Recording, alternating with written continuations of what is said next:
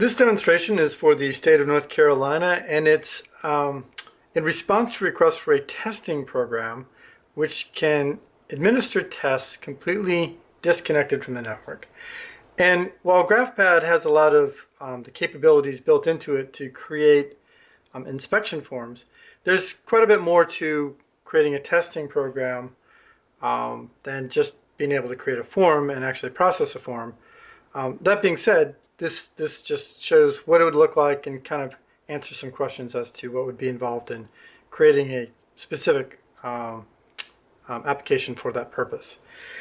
So in this case, what I've done is GraphPad itself, in terms of laying out forms and stuff like that, it's designed really for doing free drawings and CAD drawings.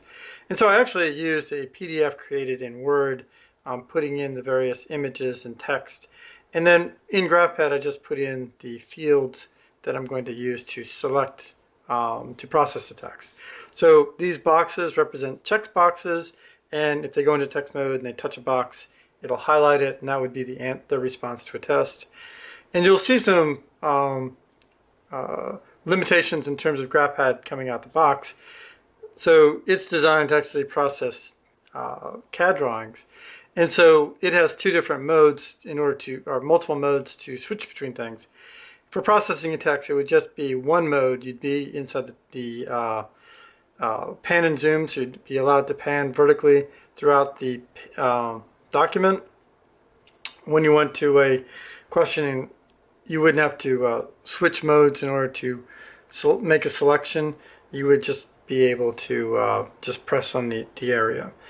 So you wouldn't be able to create blank text like this, right? So this would make sense. So there's a lot of features built into GraphPad which would have to be disabled.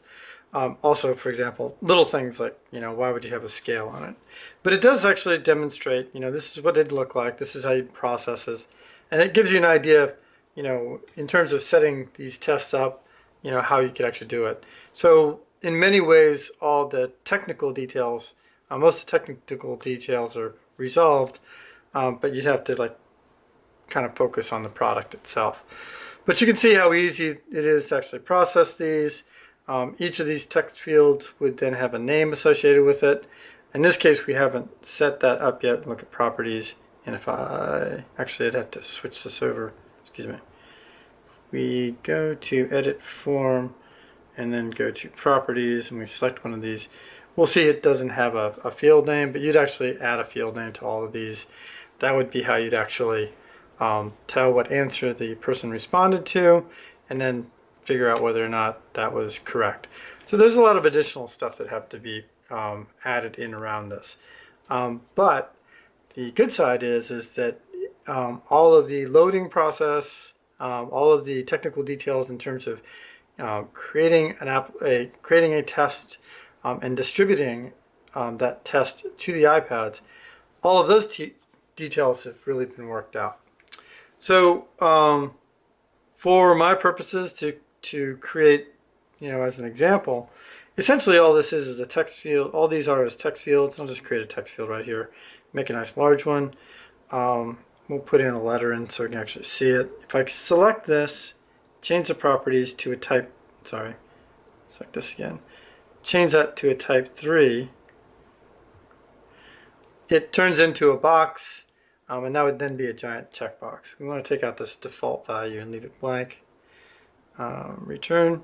So this is now just a checkbox. We could add it to our library and actually populate that and create groups of it. So in this case, what I'm going to do, we'll go ahead, select this guy here. We will remove the default value. We're going to select these guys. The only problem is when I create this as an object, it's not going to have an image. But you can see I now have a series of checkboxes. It could be a series of radio boxes. Radio boxes don't exist within GraphPad yet, but it's a very simple addition from a programming standpoint. And then we would just basically take that object, select it, and reposition it to where we want it on our PDF.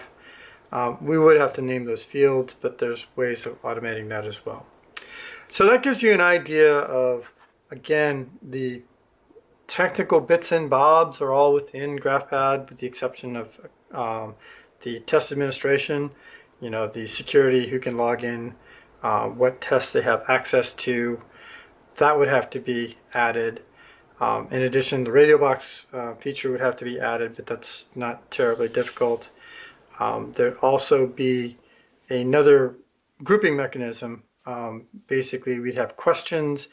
You can make it so you have various questions with the associated answers, and then you could have kind of make it very easy to create and modify new tests, even randomly.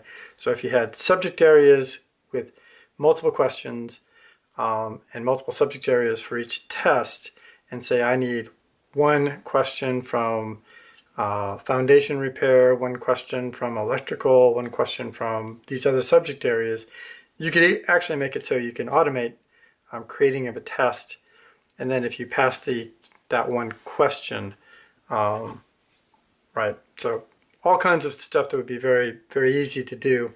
But the nuts and bolts in terms of how do I actually create a form, how do I distribute that form, those bits and bobs are already created inside GraphPad, so it wouldn't be hard to replicate that. And that's really my presentation. That gives an idea. Let me show you one last thing. I've got these two levels of boxes here. If I save this as a template, and I'm just going to call this something easy. So call this, do this again, TTT, save. If I go and I, new, TTT. All right, and I scroll down, we'll actually see those other, oops, I think it's on the page 2 is what it was. Okay, we'll see these other entities here. This would be a giant checkbox, these other checkboxes. So you can get an idea how easy it is to create the forms, particularly if you're working on top of a PDF. And that's my presentation. Hopefully this will be of use. Thank you very much.